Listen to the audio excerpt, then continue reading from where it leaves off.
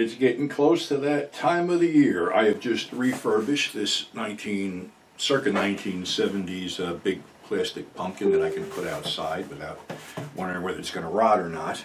But anyway, as of the end of August, I decided to do something different as far as my Halloween viewing, because everybody hops on the October 1st, 31 days of horror films. So I said, why don't we just start this whole damn thing in September and have 61 days of horror films instead? And we all know there's a shitload of horror films out there. Some good, some bad, and some that are lost. So I don't know when this is going to air. I'm starting this on September, I believe, 5th, I think. We'll see. But anyway, my dog's here. She wants something. What do you want? You happy? She's happy. Our first film, now these are obscure and these are lost. These are AIP films. It Conquered the World from 1956, starring Peter Graves from Mission Impossible, Beverly Garland, and Lee Van Cleef. Now, this one had, and you got to realize something too. All these actors in these films took this shit very seriously, even though maybe the monster might be worth a few chuckles. Because I remember Beverly Garland, I had met her quite a few years ago before she passed away. Great lady, wonderful lady. And she had told me about, she saw the monster and she goes, this is going to conquer the world. And I think she kicked it and it sort of spilled over and they had to redo it again. Lee Van Cleef in an interview said the hardest part of the film was him trying to keep a straight face while talking to the monster. Well, see, the whole thing is that Lee has made contact with this Venusian. They're from Venus. I think there was like 9 of them living. And he diverts a satellite up there to bring this Venusian to our planet.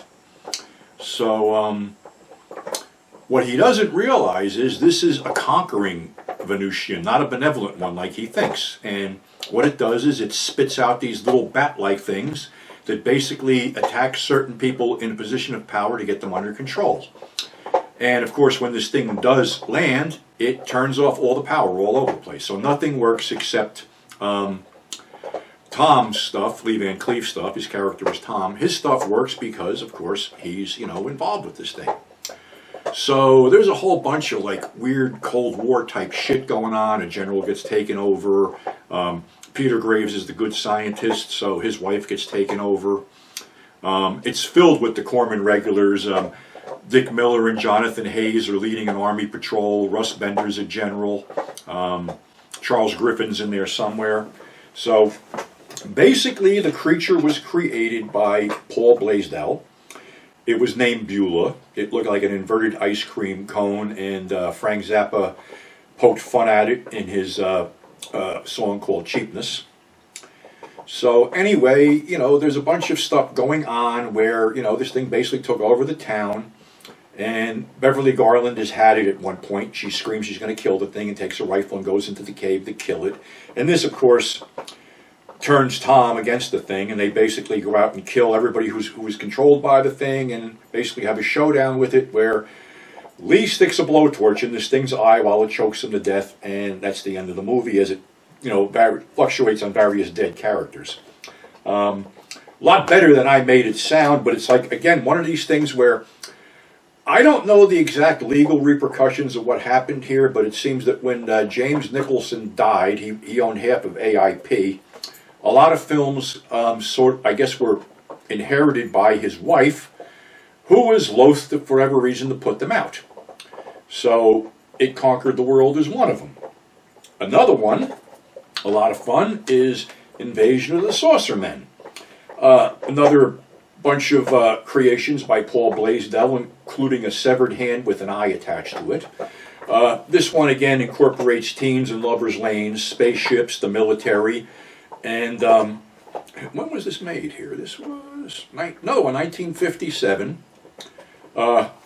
Has Frank Gorshin in it, of all people, as, one of these layabouts who are just trying to make a quick buck. And also, I believe the guy, I can't remember his name, he passed away. He played Cadet Happy on Space Patrol. He's in it too. Pretty much these creatures, these saucer creatures, have they have hypodermic like fingernails that are loaded with alcohol, and that's how they kill Frank Gorshin. They overdose him on alcohol. The military doesn't know what to do about this shit, but what happens is these creatures get surrounded by a bunch of teens in Lover's Lane who find out that they can't stand light. So they flick their headlights on them and they all explode. Even cooler is the way they open this up, because they have the Saucerman hand turning the pages in this book.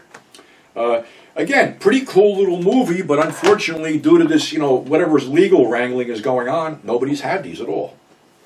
Another one, Terror from the Year 5000 from 1958. This one basically has a guy coming up with a time machine and is able to send stuff, reach back into the future and pull stuff back, like a mutated four-eyed cat.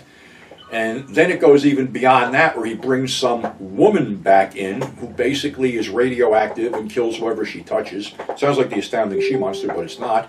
But this woman is disfigured and actually peels a face off of one of her victims and puts it on. And of course, there's the usual, sci-fi mumbo-jumbo hijinks and shit like that. And at one point, they go see a movie, which is Teenage Frankenstein. So, again, another one that sort of slipped through the cracks, which is pretty cool, and, pretty much of a cast of unknowns.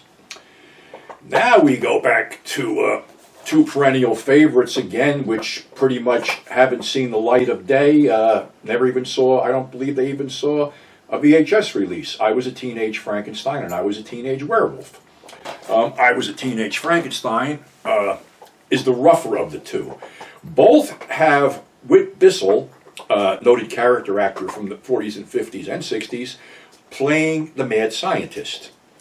And he's very serious as a mad scientist. In the Teenage Frankenstein one, he's basically assembling a creature out of car wreck victims. And they do show some bloody severed limbs, which he feeds to his pet alligator, which is hidden behind the control boards.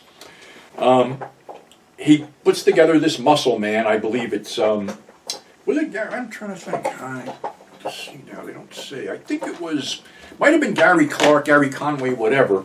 But anyway, there's one scene where they actually have a severed head in the cage, which was cut from the British print. He puts the head on, and of course the creature turns on him. There's been a couple murders here and there, creature going after girls, things like that. And at the end, he backs into the control panel, throws his wrists against the control panel, which have metal shackles on him, and the film turns to the color, and he's electrocuted. And you also get to see the alligator swimming around in his pool with the mad scientist's lab coat in there, because he tossed the mad scientist into the alligator pit. So, like I said, this one's a little bit rougher than Teenage Werewolf, because I Was a Teenage Werewolf starred a pre-Bonanza Michael Landon.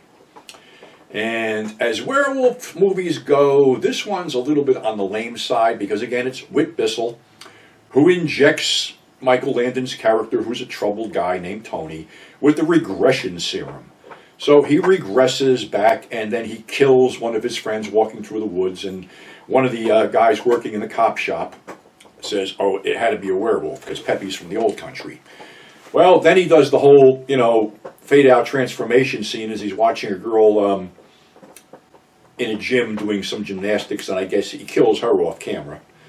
There's very little, shown violence in this thing, except when he fights a German Shepherd and he kills it while the posse's stalking him in the woods. Well, he goes back to the doctor all wound up because the cops are after him and this and that and the other thing. And he gets the serum injected in him. And something I forgot to say, what sets him off is like a ringing noise, like a bell, a phone, whatever.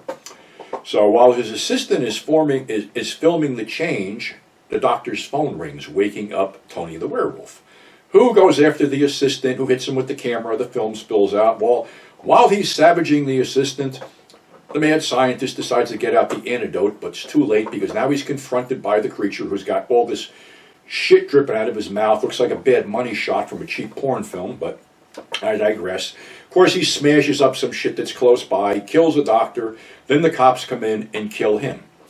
Interesting thing I noticed in this film, that one of the cops who isn't like top billed is none other than Guy Williams from Lost in Space. So that's a little interesting thing here. But like I said, this is what I'm going to start out the whole thing with. These 5 films. We're up to September 5th.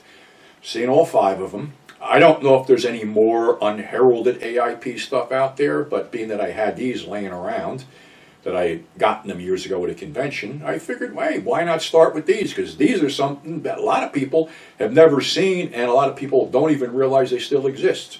And shameless plug, if you really want one, I can arrange it to happen. Just email me at grindhousepurgatory@gmail.com.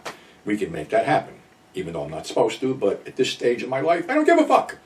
So that's our show. That's one segment for today. We're going to keep this going. I'm going to do 5 films at a clip so I don't get fucking boring and you get, to check out 5 different films that I feel are definitely in the spirit of Halloween.